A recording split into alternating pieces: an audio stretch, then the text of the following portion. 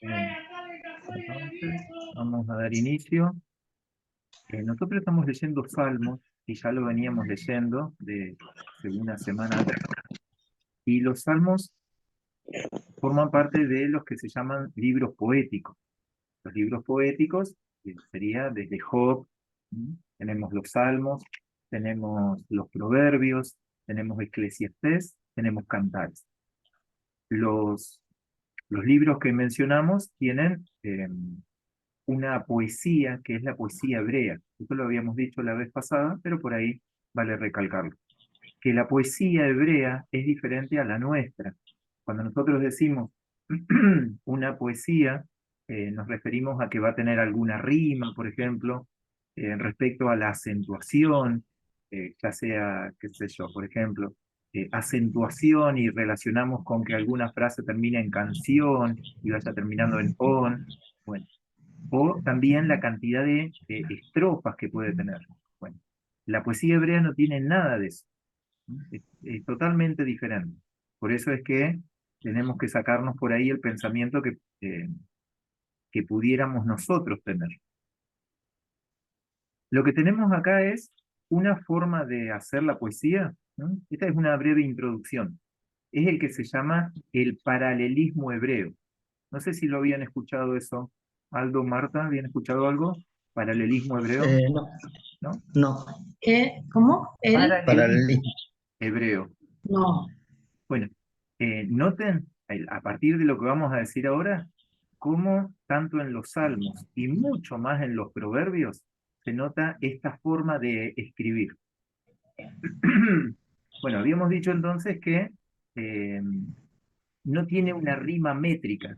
Rima métrica es cuando nosotros buscamos una acentuación, ¿sí? Que es mucho por Ah, ahí en las poesías que nosotros conocemos. Eso no lo tiene acá. Eh, ¿Y a qué se refiere el paralelismo? Paralelismo es cuando aparece una línea.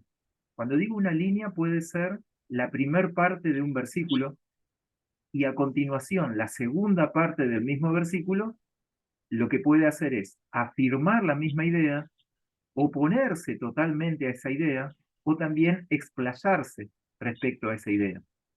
Cuando digo una línea, reitero, puede ser una parte del versículo o tal vez pueda ser el versículo. Y entonces el versículo siguiente, que sería la otra línea, lo que hace es o expande la idea o para fijarlo hace la contraposición a lo que se dijo anteriormente. eh, Eso sería lo que vamos a leer en algunos. Como una forma de estudio, lo podemos separar en tres, este paralelismo hebreo. ¿Sí? Se puede separar en más, pero una forma de introducirnos, y vamos a dar tres ejemplos, y vamos a notar si en la lectura que vamos a llevar adelante se cumple. Una de ellas, del paralelismo, se llama por sinónimo. Y ahí sí les pido que busquemos el Salmo 22, versículo 20.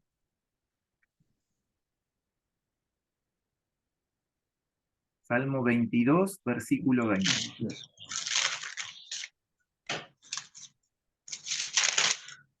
Dice así, en la nueva versión internacional. Dice, libra mi vida de la espada, mi preciosa vida del poder de esos perros. ¿Puede Ah, ser? sí, sí, sí, esa es. Bien, esa es en la NBI. Ujú. Sí, sí. Bueno, entonces, sí. ¿por qué se dice que es un paralelismo sinónimo?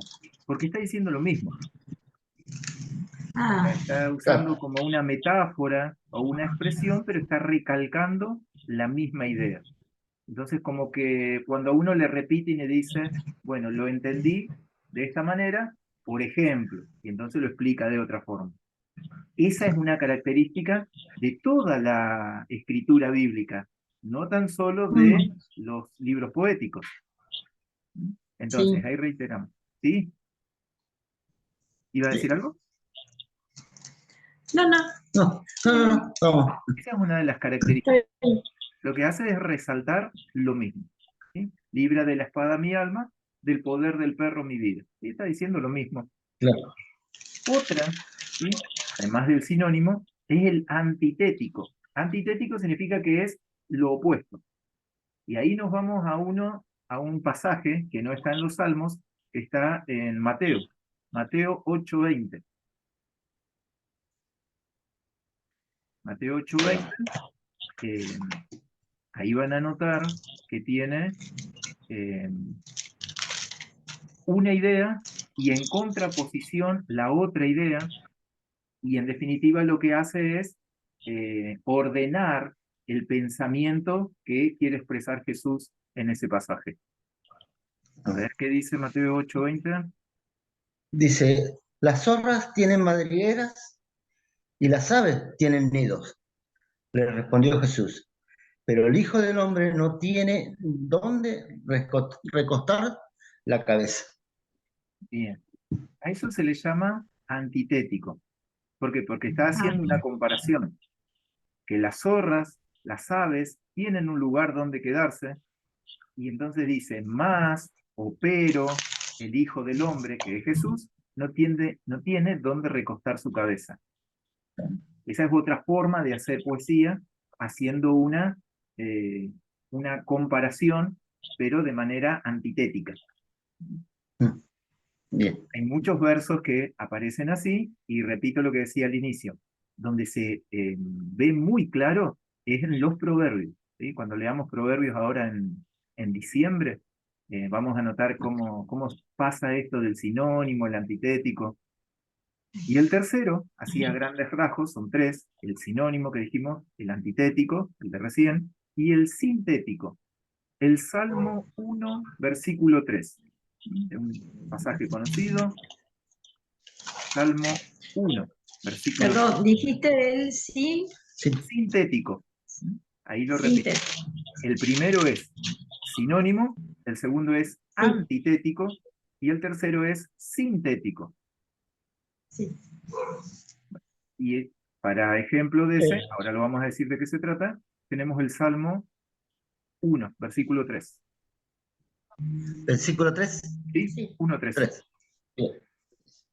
Es como el árbol plantado a la orilla de un río, que cuando llega su tiempo da fruto y sus hojas jamás se marchitarán.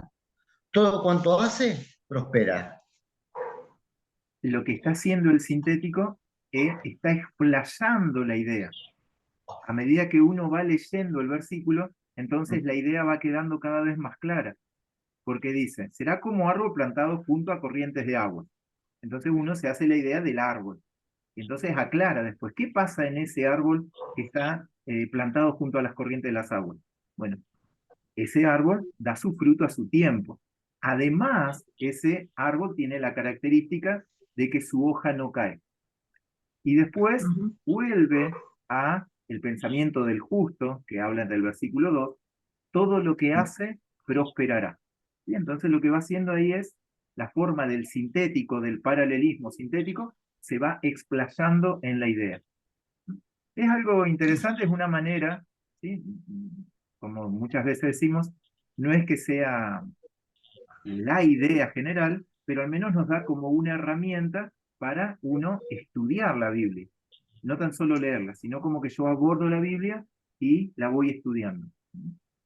Muy bien. Ahora sí avancemos y empezamos a ver algunos de los salmos que hemos estado leyendo en estas semanas. ¿Sí? Recordemos que la semana pasada tuvimos un encuentro en la congregación, así que no nos reunimos. Salmo 34. A ver, ahí vamos al Salmo 34. Lo vamos a ir leyendo de apartes. Bueno, mientras ustedes ahí lo pueden ubicar, el Salmo 34, hacemos una breve introducción. Dale.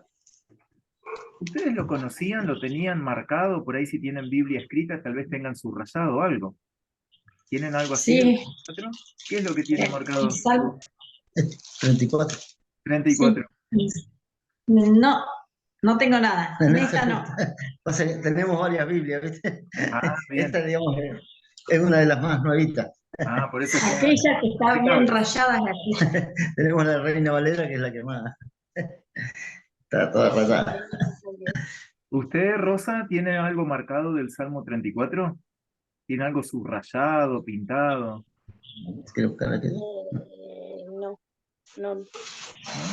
Bien, yo les comparto acá lo que tengo subrayado, que la verdad no sé en qué momento lo subrayé, pero tengo subrayado, por ejemplo, el versículo 4, que dice, busqué a Jehová y él me oyó, y me libró de todos mis temores. Ese es un versículo que marqué en su momento. Y Amén. otro versículo, también marcado en otro momento, porque está con otro color, Acá tengo rayado. el ángel de Jehová acampa alrededor de los que le temen y los defiende. Versículo 7. Bueno, Sí, yo también acá tengo rayada en esta, bien. en la Reina Valera. ¿Y cuál tiene? Tengo el 34:13. ¿Sí? 35. No, este Ah, tengo. está bien. 34:13 que dice, guarda tu lengua del mal y tus labios de hablar engaño. Ajá. Apártate del mal y haz el bien. Busca la paz y síguela. Bien. Después tengo el 17, el 18. A ver. Sí, Tengo sí. varios marcados. Sí, de todo. ¿Cómo dice? El 17, Sí. el 17 dice, claman los justos y Jehová oye y los libra de todas sus angustias. Y el 18 dice, cercano está Jehová a los quebrantados de corazón y salva a los contritos de espíritu. Bien. Bueno. A esto venía que es un salmo que nosotros, la gran mayoría, tenemos algún que otro versículo marcado, ¿sí? Cuando vamos a la Biblia así, la que hemos leído más en nuestra vida. Bueno, ¿de qué se trata? Por ponerle un título, por más o menos representarlo. Es un salmo de David y algo que es importante, en el caso de que sea posible, es ubicarlo cronológicamente dónde está ese salmo. Hay algunos que se pueden, otros que no. Este vamos a ver que sí. Bueno, lo que tiene este salmo es un canto de liberación. ¿Sí? Sabemos que los salmos son cánticos, pero este es un cántico de liberación. ¿De liberación de qué? O sea, ¿de qué se libera? ¿Se libera de los enemigos? Bueno, en realidad lo que vamos a ver a lo largo de los versículos es que se libera del temor, se libera Del del mal. peligro, se libera de la angustia y se libera de la aflicción. Me interesa esa parte porque muchas veces uno puede decir, me libero. Y me libero como de personas, puede imaginarse uno, me libero de los enemigos como que me oprimen o me atacan, pero notemos que la liberación está dentro de uno, de esa libertad que Claro. vino a hablar Jesús, ¿sí? No es que nosotros estemos cautivos de alguna manera como que esté preso físicamente, sino que podemos estarlo espiritualmente. Por eso, reitero, ¿de qué nos liberamos en este salmo? ¿Por qué es un cántico de liberación? Porque nos libera del temor, del peligro, de la angustia y de la aflicción. ¿De dónde sacamos eso? ¿Sí? Si está tomando nota, de los versículos 4, 7, 17 y 19. Sí. Si quieren los podemos leer. 4, 7, 17 y 19. Sí. El 4 era el que tenía marcado yo. Así si me permiten, lo Y el leo. 19. El 4 yo Sí. tenía subrayado. Busqué a Jehová y él me oyó y me libró Ujú. de todos mis temores. Versículo 7. Bien. ¿Qué dice? También en Reina Valera lo tenemos la subrayada. El ángel de Jehová acampa alrededor de los que le temen y los defiende. Bien. Eso es que nos libera del peligro. Así es. Y versículo 17. Rosa, ¿usted tiene alguno ahí que quiera leer? ¿17 o 19? 17. Versículo 17. Sí. Claman los justos y Jehová oye y los libera de todas sus angustias, de todas sus angustias. Amén. Y entonces, Marta, usted creo que tenía el 19. Sí, dice, muchas son las angustias del justo, pero el Señor los librará de todas ellas. Muy bien. Amén. Entonces ahí repito lo que decía al inicio. ¿De qué es librado? Del temor, del peligro, Del de temor, la de la angustia y angustia. de la aflicción. De la angustia. Eso es lo que nosotros leímos. Bien. ¿Y en qué momento de la historia está escrito?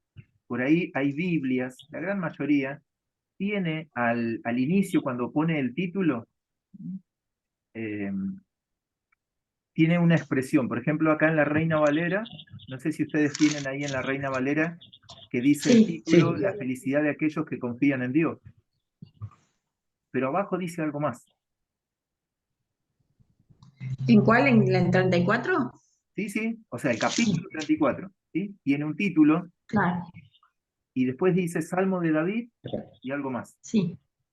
Acá dice Salmo de David cuando mudó su semblante delante de Abimelech. Abimelech. Y lo Y él echó lo echó y y se se fue. fue. Bien. ¿Ustedes Amén. lo ubican, ese pasaje, cuando dice Abimelech? ¿Lo podemos leer? Sí, Primer libro de acá, Samuel, sí. capítulo 21, versículo 10 al 13. ¿Sí? Mientras ahí lo buscan, ahí yo voy repitiendo. Lo que estamos haciendo, estamos estudiando en este momento el Salmo 34. Nos estamos 34. deteniendo en algunos de los pasajes. Estamos diciendo que es un Samuel, pasaje de liberación, un salmo de liberación, y lo que Amén. ahora buscamos es contextualizarlo. ¿En qué momento cronológico está desarrollado? Es un salmo de David.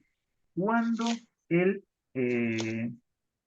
mudó su semblante, es decir, se hizo pasar por loco delante de Abimelech. Así es. Ah, Entonces lo que vamos a leer ah, es ese pasaje, pero nos tenemos que ir al primer libro de Samuel, capítulo 21, versículo 10 al 13. A ver si ahí lo tenemos. sí. ¿Lo leo? Sí, sí. Y levantándose David aquel día, huyó de la presencia de Saúl y se fue a Aquis, rey de Gat. Y los siervos de Aquis le dijeron, ¿no es David el rey de la tierra? ¿No es este de quien cantaban en las danzas diciendo, hirió a Saúl a sus miles y David a sus 10.000? ¿Puede ser ese? 10 y 11. Acá marca 10 al 13. 13 al 15. Ah, bueno, Pero a ver, vamos, ¿qué dice? eh, dice, del 13 al 15 dice, y cambió su manera de comportarse delante de ellos, y se fingió loco entre ellos. Y escribía en la portada de las puertas, y dejaba correr la saliva por su barba.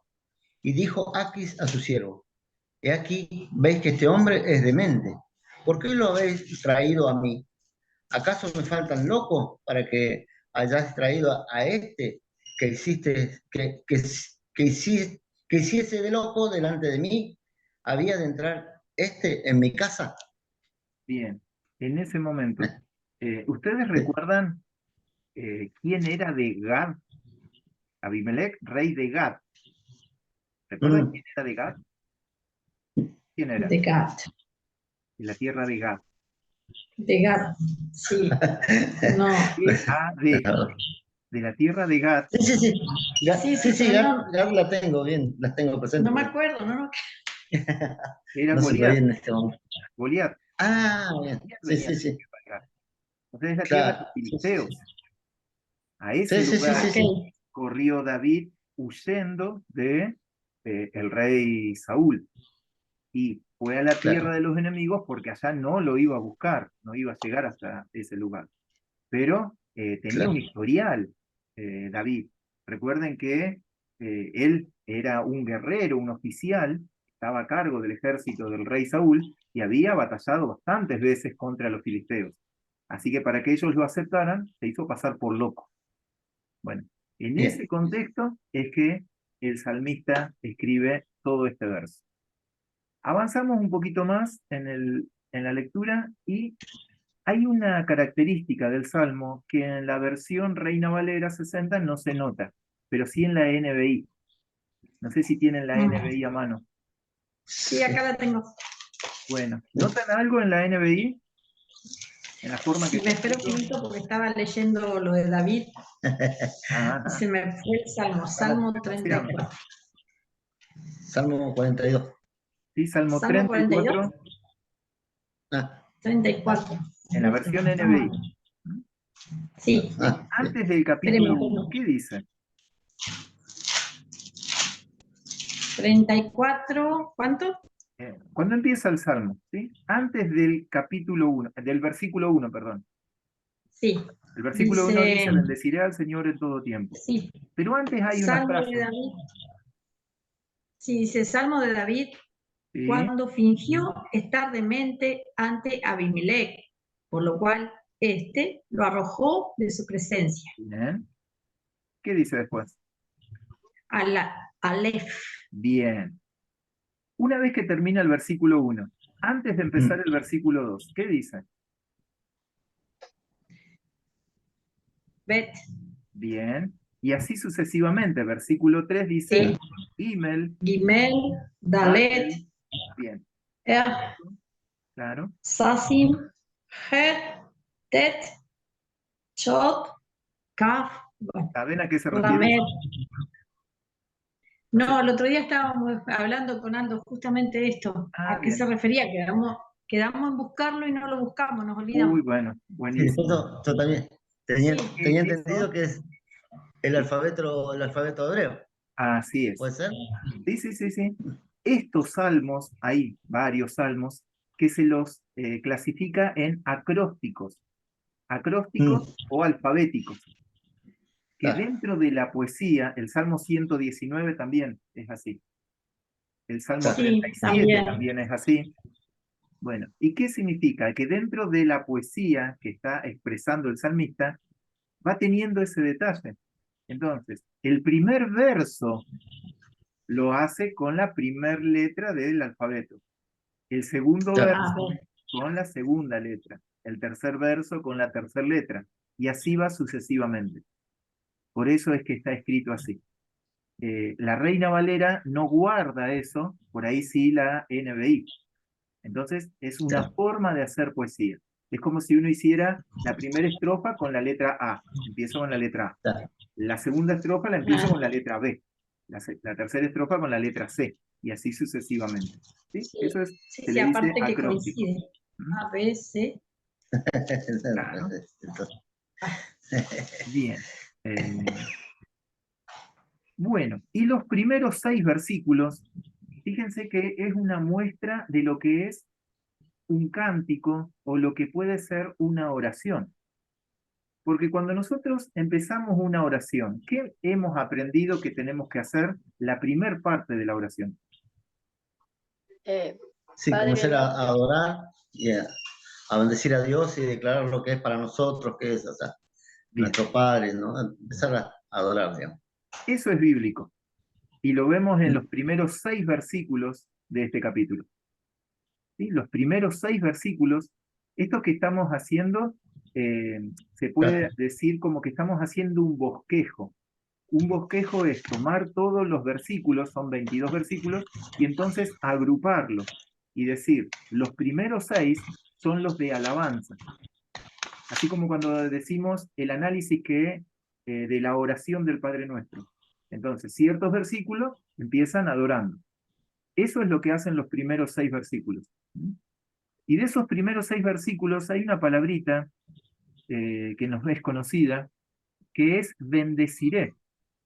La primera. ¿Vieron que dice bendeciré a Jehová? El Señor. No sé qué dice en la NBI. Dice, bendeciré al Señor en todo tiempo. Bien. Mis labios siempre lo alabarán. Ajá.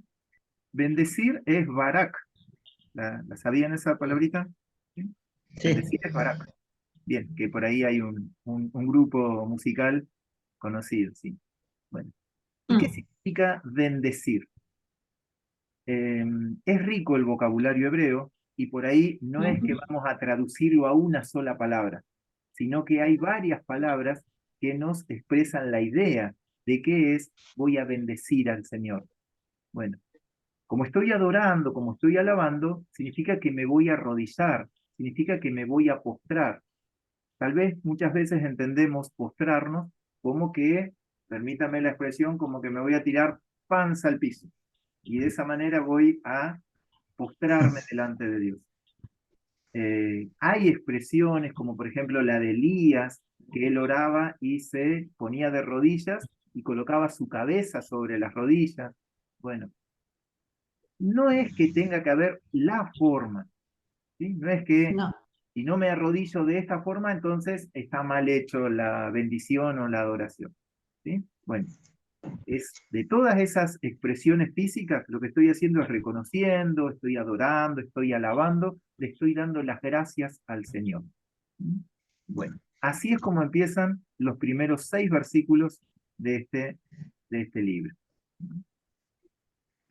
Por ejemplo, dice, engrandeced a Jehová. ¿Y de qué manera uno podría engrandecerlo a Dios?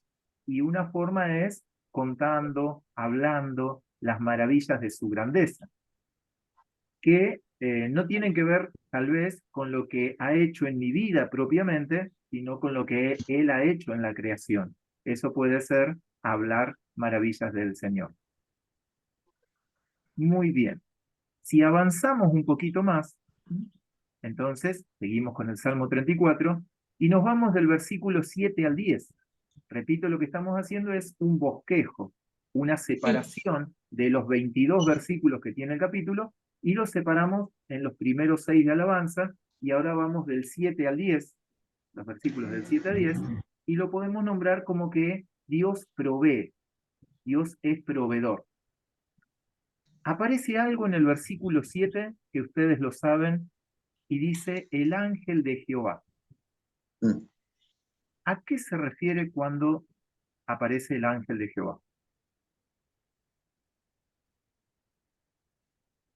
¿Mm? ¿No? ¿dónde está? No, bueno, sí, pasa que quiero que No, el ángel de Jehová es Cristo mismo, o sea, es una forma del Señor Jesucristo. Bien.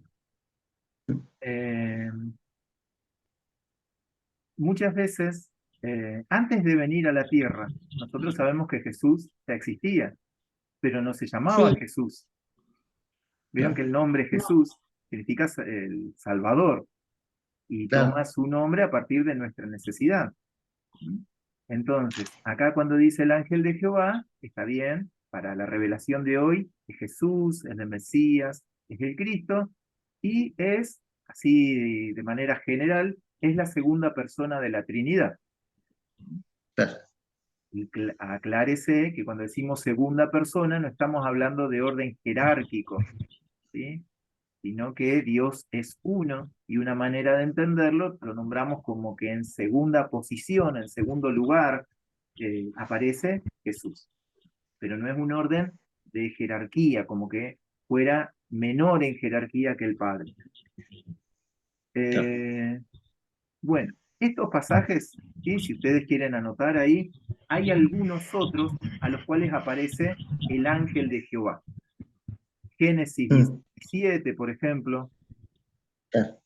Jueces 13:21, el encuentro que tiene eh, en Jueces 13, aparecen los padres de Sansón. De, de Sansón, Así es. Bueno, Menoa y no me acuerdo. eso es lo que tenemos ahí en esta sección. Bueno, ¿qué es lo que hace el ángel de Jehová? O sea, ¿qué es lo que hace Jesús? Acampa alrededor de los que le temen. temen. Bien. Y de esa manera, entonces, uno es librado de ese temor. Aquí está hablando de ese temor, o sea, del miedo. Está hablando de ese miedo. Muy bien. Y los defiende. Después nos vamos a otra parte, ¿sí? A otro análisis, que sería, siguiendo en el capítulo 34, podemos ir del versículo 11 al 14.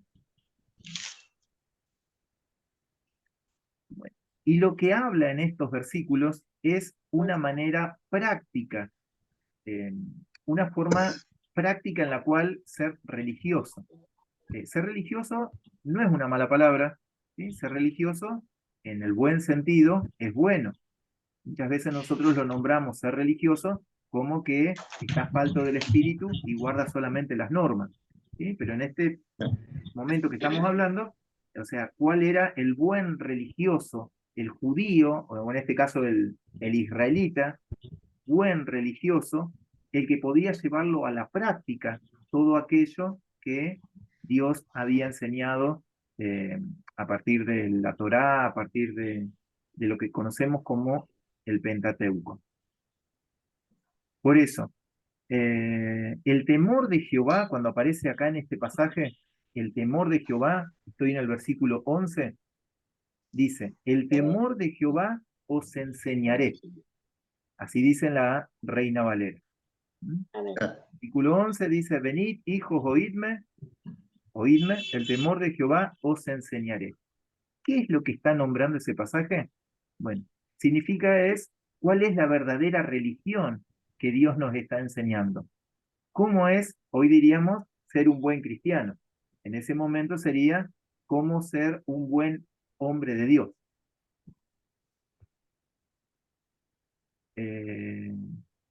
Bueno, y después los últimos, y ahí ya terminaríamos con el 34, los últimos del 15 al 22 los podemos nombrar como que son versículos referidos a la protección.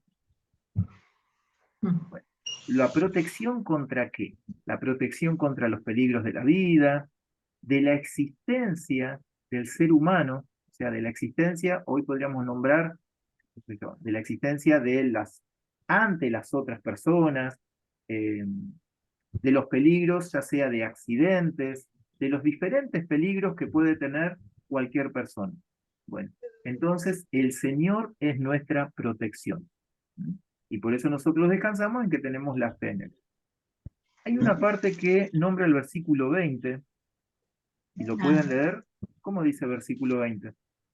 En la NBI dice, le protegerá todos los huesos y ni uno solo se quebrará. Así es. Bueno, vieron que ahí, antes de decir lo que iba a nombrar, ahí hay parte de la poesía de paralelismo. ¿Sí? Porque dice, él Claro. guarda todos sus huesos. Y uno como que ya entiende Claro. que están todos los huesos. Pero después como que lo Sí, sí. aclara, Claro. que ninguno de ellos será quebrantado, perdón. Bueno. ¿Y a qué se refiere esa idea? ¿Cuál es la idea ahí de esa poesía? Los huesos son como la estructura del cuerpo físico. O sea, lo que sostiene al cuerpo físico, nuestro ser, son los huesos. Así como uno dice, las columnas son aquellos que sostienen a una vivienda. Bueno, en este caso ¿cuál es la estructura de nuestro cuerpo? Son los huesos. Por eso es que nombra, él guarda todos sus huesos, ni uno de ellos será quebrantado, porque se refiere a que nuestro ser, entonces, no se desmoronará, no caerá. Muy bien. Bueno, de ahí, ¿algún comentario, algo que yo no haya dicho que a ustedes les llamó la atención de ese capítulo?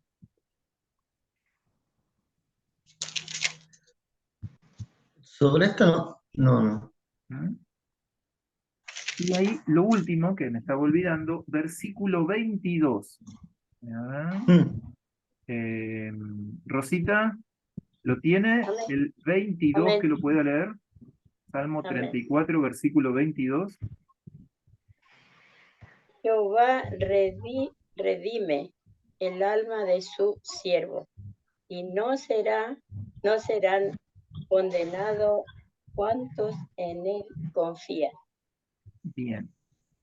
Bueno, nosotros sabemos que redimir es la compra que hizo Jesús cuando pagó por la deuda que nosotros teníamos al pecar, que ese pago se lo hizo a Dios mismo. Lo que queremos resaltar acá es Jehová redime, o el Señor redime, y es que está en tiempo presente. ¿Y qué Claro. significa eso trayéndolo a nuestros días, que la salvación se vive en tiempo presente. No Amén. es que yo fui salvo. Por eso es que la Biblia aclara que tenemos que cuidarla. Jehová redime. Entonces es un proceso en el cual continuamente me está redimiendo, hasta el momento en que me he de encontrar con Él, ya sea porque yo partiré hacia Él o porque Él me vendrá a buscar. Pero hasta ese momento yo voy siendo redimido. Es un proceso en presente. Bueno, y eso tiene concordancia con que la salvación es algo continuo. Por eso no es que si alguna vez tan solo le dije al Señor, te acepté y listo, no. Yo tengo que cuidar la salvación, yo tengo que mantenerme en ese plan de salvación del Señor. A eso se refiere con cuidar la salvación. Claro. Muy bien. Amén. Entonces ahí damos un salto y nos vamos a analizar otro de los salmos. Otro salmo que también es bastante conocido. Este no lo vamos a analizar completo, vamos a analizar los primeros versículos nomás, los primeros 11. Así damos lugar al tercer salmo a analizar. Salmo 37. También dice quién es el autor de este salmo. ¿Lo tienen ahí? ¿Quién es el autor? Salmo de David. Salmo de David. Bueno. Y hay una contraposición acá entre los justos y los malvados. Bueno, este es un salmo, uno de los títulos que se le puede poner, es un salmo de sabiduría. ¿Por qué? Porque hace como un análisis de la vida desde Ujú. el punto de vista de Dios. Y eso hay que tener muchas veces en claro, que cuando nosotros leemos la Biblia, la palabra de Dios está escrita desde su visión, no desde la nuestra. Mm. Por eso hay pasajes que nos cuesta entenderlos desde nuestra finitud, cuando la palabra fue escrita desde su eternidad. Y eso muchas veces ocurre con ciertos pasajes que nos cuesta amoldarlo al día de hoy. Por poner un ejemplo, el tema de esos pasajes que aparecen, donde es en Efesios, capítulo 2, o en Romanos, y que hablan de la predestinación. Bueno, sin entrar en detalle, pero esos son los pasajes, por ejemplo, que están escritos desde la eternidad de Dios y nosotros tratamos de comprenderlo desde nuestra finitud aquí en la tierra. Bueno, este es un salmo de sabiduría. Bueno, ¿y de qué hablan los primeros versículos? Habla de la prosperidad de los malos. Bueno, y ahí les pregunto, esto ya es pregunta personal, ¿sí? Hay veces que ustedes se preguntan, ¿sí? Ya sea, o lo piensan al menos, ¿cómo puede ser que a estos que no guardan la palabra de Dios, que hacen lo contrario a lo que dicen las escrituras, pero resulta que les va bien? Amén. Sí, yo me preguntaba. ¿Qué respuesta encuentran para esa pregunta? Bueno, hoy estamos hablando justamente por eso, ¿no? O sea, a nosotros nos va bien. La diferencia es que nosotros lo que Dios nos da es para compartir.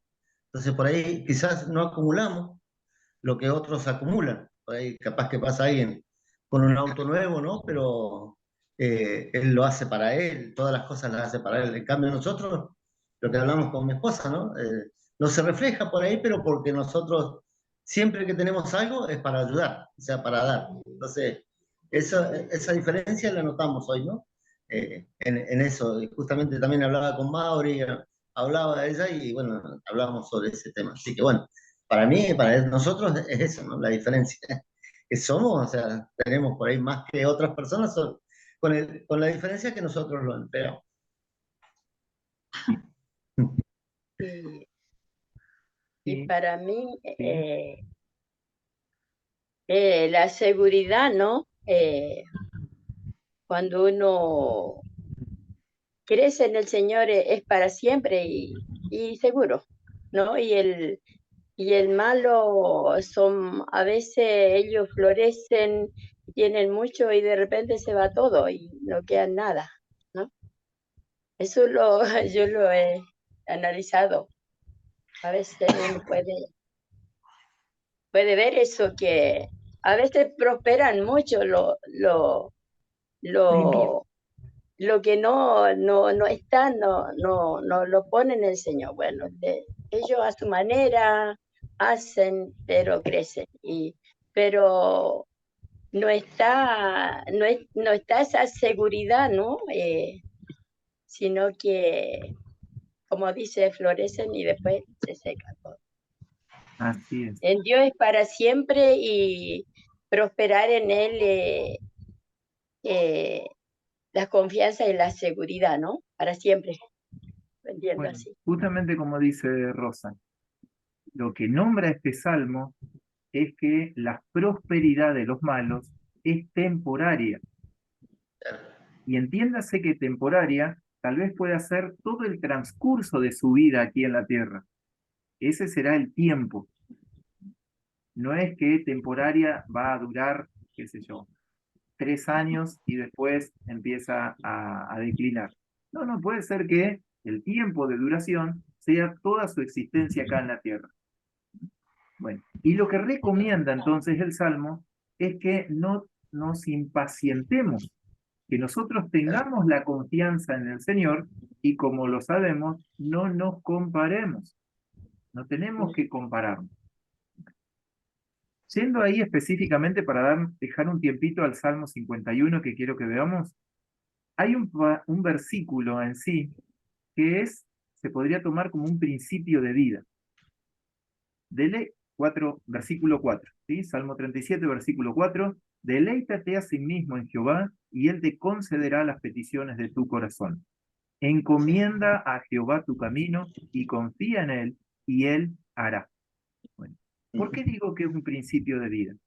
Porque esa palabra no se refiere tan solo a un momento de mi vida, como que tal vez estoy pasando dificultades, por lo tanto tengo que recurrir y deleitarme en ese momento de angustia o de aflicción, deleitarme en ese momento en el Señor.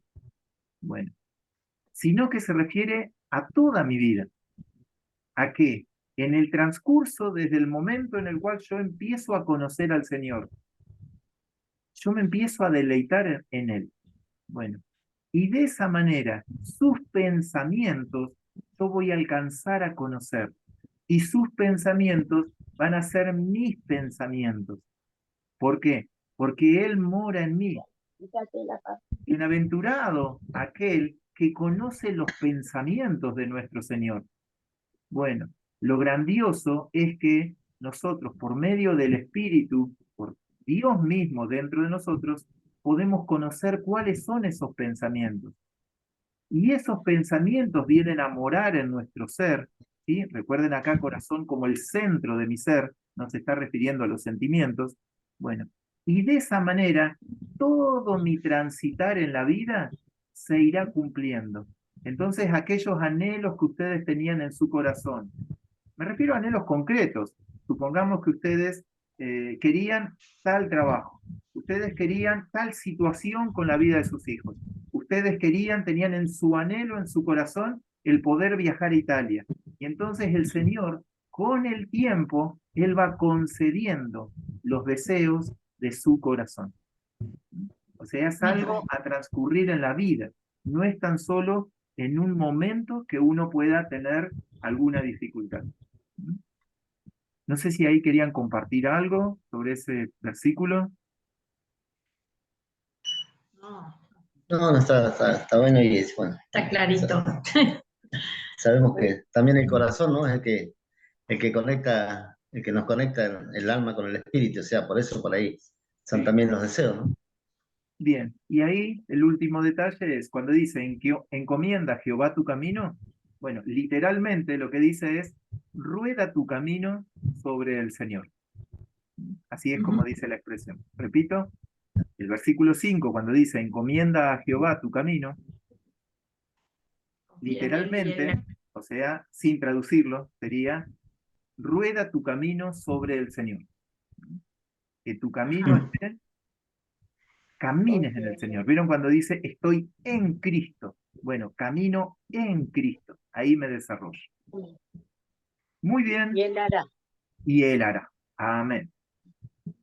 Bueno, tenemos ahora, no vamos a llegar al Salmo 51, ¿sí? Pero bueno, Dios lo proveerá para otro momento. Vamos al Salmo 42. El Salmo 42 empieza con un versículo conocido porque forma parte de una canción, una alabanza que muchos hemos cantado. ¿Mm? Como el ciervo brama por las corrientes de las aguas, así clama por ti, oh Dios, el alma mía. Mi alma tiene sed de Dios, del Dios vivo. ¿Cuándo vendré y me presentaré delante de Dios? Probablemente ustedes escucharon que una manera figurativa de explicar este verso es colocar el ejemplo del ciervo, el animal que busca las corrientes de las aguas, pero que no lo busca en sí por la sed que puede tener, sino que la búsqueda la realiza porque de alguna manera intuye, sabe, conoce que en el agua él pierde el olor. Entonces el ciervo pierde el olor y quien le persigue, entonces dejará de acosarlo, porque en el agua es donde va a perder el olor. ¿Sí? Lo que tiene el ciervo, a diferencia de su, eh, su apresador, ¿sí? Es que el ciervo tal vez tenga mayor velocidad para salir, mayor aceleración, pero por la forma de su cuerpo, entonces es más difícil que mantenga esa velocidad. En cambio, quien le viene a apresar, probablemente mantenga la velocidad, ¿sí? Y en algún momento lo va a alcanzar. Este ejemplo está escrito en el contexto de Medio Oriente. Y uno habla acá de los ciervos, tal vez que tengamos en Junín de los Andes de Neuquén, y bueno, es diferente el animal al que se conoce por allá en Medio Oriente. ¿Sí? En Medio Oriente es un animal más pequeño. Muy bien. Y ahí empezamos. Acá este no es de David. No. ¿Quién es este? Correcto. De correcto. Masquil. ¿Qué significa Más. masquil de los hijos de Coré? Habíamos nombrado que hay salmos, una forma de clasificarlos, y este entra dentro de los instructivos. O sea, este es un salmo didáctico, es un salmo de enseñanza. Habíamos hablado del otro que era un salmo que empezaba a alabar, que hablaba de la protección que encuentro en Dios. En cambio, este es un salmo que enseña.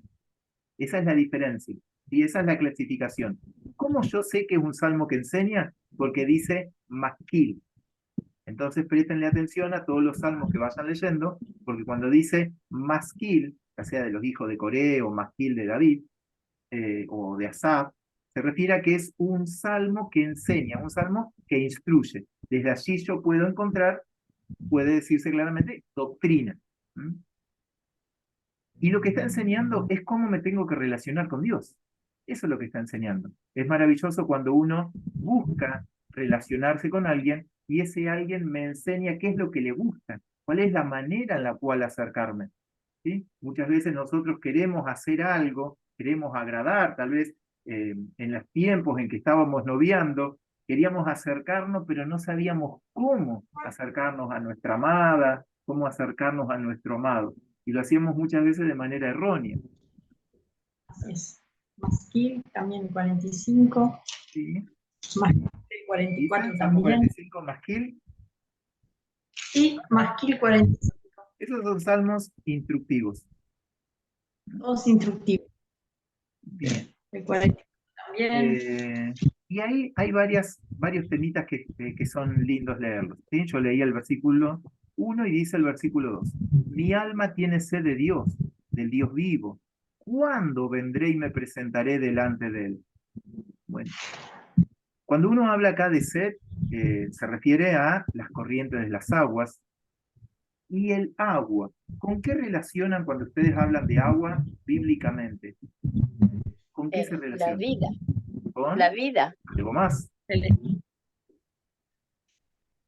¿Qué más? Sí. El Espíritu Santo es la palabra también. El espíritu, ¿sí? Sí. Bueno, eso es lo que se llama, es un tipo, ¿sí? Es un tipo, o sea que el agua es un tipo, es una figura para representar al Espíritu Santo. Bueno, esto no es que sea una ley para todos los pasajes de la Biblia donde habla agua, pero sí, probablemente ustedes ahora están recordando, todos aquellos pasajes en los cuales Jesús habla del agua, ¿sí? Cuando se encuentra con la mujer samaritana, en la fiesta de los tabernáculos, allá en Juan capítulo 7, que él se levanta y dice, vengan a mí todos los que estén sedientos. Todos esos pasajes se refieren a que el Espíritu Santo está representado en el agua.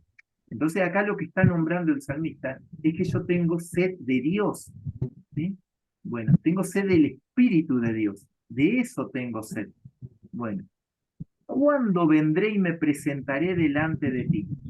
En el contexto de todo el capítulo se puede ver que quien escribe no está en aquel lugar, único lugar, donde los hombres se podían encontrar con Dios. En este año cronológico, aunque no lo sabemos en qué momento fue escrito este salmo, pero ¿cuál era el lugar donde el pueblo se juntaba con Dios? ¿Dónde iba a adorar? Y el tabernáculo, en este caso el templo. Al templo. Y este no está en el templo. Entonces, lo que él no puede es ir a encontrarse con Dios. Bueno, es esa situación la que está él evidenciando en todo este cántico. No puede ir a Dios. Tal vez nosotros como que no lo podemos entender, porque nosotros podemos ir a Dios. Dios ha abierto las puertas para que nosotros, por medio de Cristo Jesús, entonces tengamos acceso a las cámaras del Señor. Pero acá no las tenía. Acá, muchas veces cuando leemos el Antiguo Testamento, cuando ellos no tenían animal para llevar al sacrificio, no tenían forma de relacionarse con Dios. Una persona que estaba lejos del templo, entonces no tenía dónde ir a encontrarse con Dios, porque tenían la idea de que Dios solamente atendía en el templo. Esa es la situación que él está expresando. Por eso dice versículo 3, fueron mis lágrimas mi pan de día y de noche, mientras me dicen todos los días, ¿dónde está tu Dios? Se lo están diciendo a una persona que está lejos de Dios. ¿Por qué? Porque está lejos del templo, del lugar de los sacrificios. Me acuerdo de estas cosas y derramo mi alma dentro de mí. Y empieza a recordar. Y acá se deduce, esta es una interpretación que le podemos dar, que quien está escribiendo, el cual no es David, porque si no lo hubiera dicho, es un levita, es un sacerdote. Porque fíjense lo que dice, me acuerdo de estas cosas y derramo mi alma dentro de mí, de cómo yo fui con la multitud y la conduje hasta la casa de Dios. Esa era la actividad que tenían los levitas. Ellos eran los que llevaban el arca, los que enseñaban la palabra, los que dirigían la adoración, los que llevaban el pueblo hacia Dios. Por eso lo conduje a la casa de Dios, entre voces de alegría y alabanza del pueblo de fiesta. Y ahí empieza a hablar hacia sí mismo.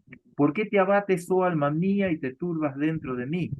Espera en Dios, porque aún he de alabarle, salvación mía y Dios mío. Porque tiene la esperanza de que en algún momento él va a tener el encuentro de poder ir a acercarse al Señor. Dios mío, mi alma está abatida en mí, me acordaré, por tanto, ¿desde dónde? Y acá es lo que nombramos, que no está en Jerusalén. No. Desde la tierra del Jordán. Ahí hay que tener la representación de la geografía de lo que se conoce como Palestina o la zona de la tierra de Israel, la tierra prometida.